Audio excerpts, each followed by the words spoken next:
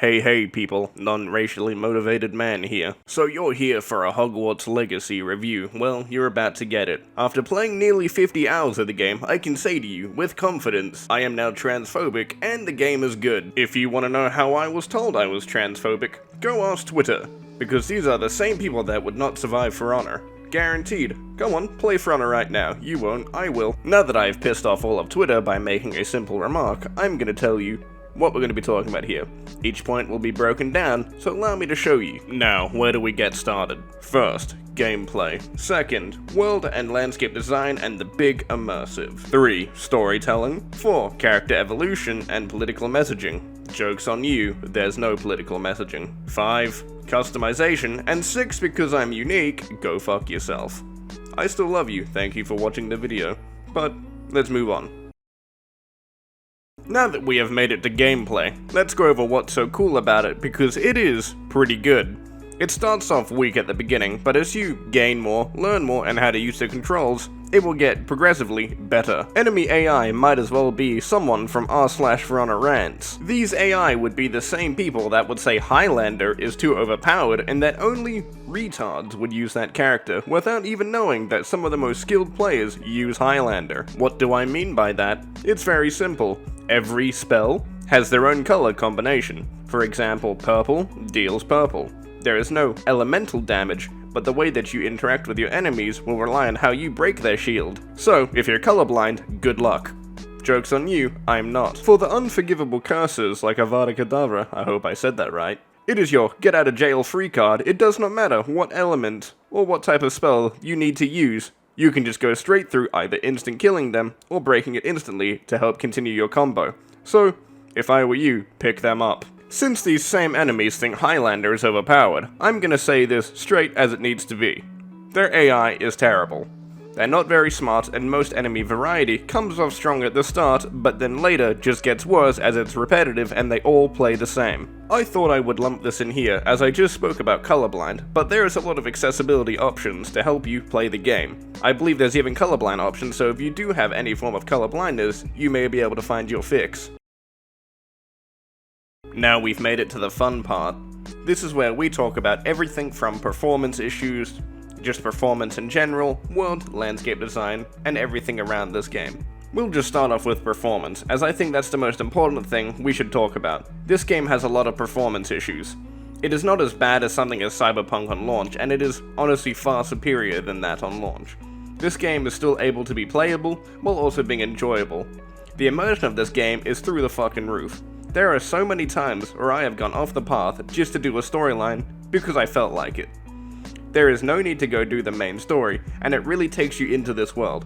But the big gripes of this performance issue is during certain cutscenes on a 3090 Ti, my frames will get absolutely fucked in the ass. As an example, early in the campaign, where you do your ceremony, I won't go into any further detail because some people haven't even played the game yet, but during this, my frames dropped to a near halt. And with that, a lot of the game just kinda died right there.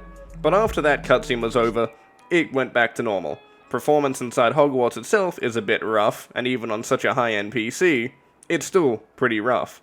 A bit of optimization and the day one patch, as I have not played it yet, will hopefully fix that. But over the next couple months, with patches going forward, it should hopefully fix all issues. I will give this game credit on the performance side. It has never crashed on me, and has maintained a somewhat stable frame rate with only occasional frame drops. But some big problems that I have occurred during this game was a permanent soft lock during the Room of Requirement, which that was genuinely annoying. That means I had to turn it off and come back into the game. It was a very fun experience. At the time that this Room of Requirement shit was happening, I ended up turning it off and just going to bed as it was getting relatively late, and the next day, it never happened again. Not even a day later after that. Since those were really the only performance issues I really experienced, I will say the next thing, the immersion of the game and overall world building, is genuinely impressive. I have never been taken away and done many other things besides the main story.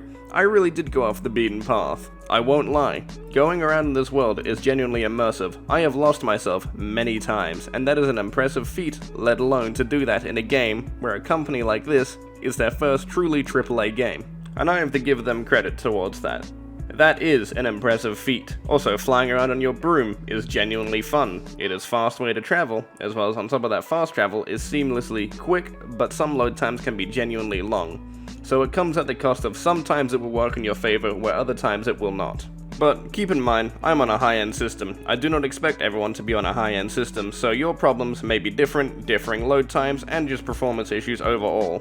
I have to say this again, as I find it very impressive. My god, the world and landscape design is fucking impressive. It really does look good. Some shadow and texture work could be done, as well as a fix to lip sync, but that is some minor gripes for a world that looks genuinely impressive. Also, pro tip for PC players, use reshade. I should bring this up, as this is a pretty important point. The world itself is somewhat alive, not in the sense of interactability, but how the enemies and world will react to you and stuff you do in the world. For example, you wipe out a camp with no quest marker, no nothing, the enemies will respond to that. The world will respond to you for what you do. Each quest, each thing you do, will be talked about. Enemies will respond to stuff you've done, and that is a genuinely cool thing. So, the story is not too much to ride away. I do not know how far and the extent of choice will actually be in this game, as I've only done one playthrough. I won't spoil anything about the story, as you know, I'll only spoil after a week has passed. That's my rule. Overall, the story has some interesting plot points and also interesting development as well as insights from other characters, but that will be saved for characters and how I'll be talking about those a little bit later, as I don't, like I said, have too much to work on with the story without giving away spoilers and talking more about other points, so we'll just move on to the next one. Now, this is going to be the most interesting part, but also the best part of this video, as this game pulls many W's out of its ass and says here, take a new W. There is no political messaging within this game. Each character has development that is tied to them and their story. They are very believable, relatable to certain people from those groups, communities, and may have grown up with those same experiences, which that is good. It could have been very easy for them to write a black character and say, I'm black, I'm strong. This time, they didn't. They made a black character, very likable. They made her story relatable. I have not experienced the same stuff as her, but when you experience it, you'll know who I'm talking about, as I forgot her name. Her and Sebastian really did take the mark as some of the best students there for storytelling, but the main takeaway from all this is the professors. They are truly got some development. Fig slaps hard. He is what we would call the Giga Chad of the game. It could have been really easy for the developers to demonize white people, as that's pretty much a trend in the industry to do now to get brownie points with communities. But they didn't. They chose to take the smart way out and give us actual characters that aren't just planks of wood. That is a very good thing that they did that, as well as all the insights to the other schools of magic, as well as anything they talk about, is pretty impressive, as it makes you more interested in the world, which I enjoy that. I love games that try to tell you stuff through actual character writing and the story in general. As I know, some will ask, what's the point of bringing political bullshit into this? Very simple. I'm sick and tired of seeing it in my games, and this game chose to do none of that. Since most other content creators will either not bring it up as it's not relevant, I like to play with fire. Fire is very funny. But I won't stay on this topic of being political. The only thing political is me making fun of PlayStation fanboys. There, hint hint, that's my other content. Go watch it, no balls.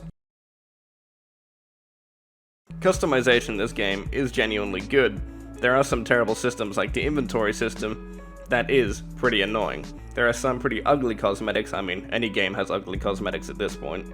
The only downside to the customization is that you can only dress up as a witch or a wizard. That is it. You can sometimes dress up as other things, for example a knight, but you can't make an in-between mix between both. For example, the main villain Ranrock, he has pauldrons with skulls on them. He looks pretty cool. I would like to wear that. Also, modders, please make that a reality. I will do anything. Please, make it a reality. But it's always a robe or a cape.